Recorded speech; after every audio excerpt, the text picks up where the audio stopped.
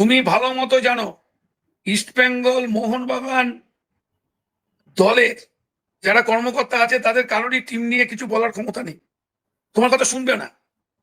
তারা যেটা করে, ওদের টিম ম্যানেজমেন্ট যেভাবে করে, কোচের কথা শুনেই করে বেঙ্গল ডিফেন্সটাকে ভেদ করবে।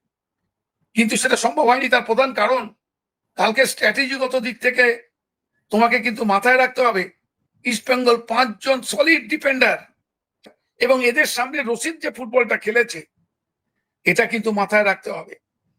3-2-5 কোনো সময় ওরা করতে পারেনি। এই 5 যে সংখ্যাটাকে বেশি করার দরকার সেটা কিন্তু মোহনবাগান করে উঠতে পারে। এই মোহনবাগান হেরেছে তাদের স্ট্র্যাটেজিগত দিক থেকে, এবং তার জন্য সম্পূর্ণ দায়টা কিন্তু কোচকেই নিতে হবে। উনি কেন টেম্পো ম্যাচটা বারবার আসছে, কেন ইস্টবেঙ্গল ম্যাচের আগে টেম্পো ম্যাচটা কেন ড্র হবে? আমার বক্তব্য এই জায়গাটা।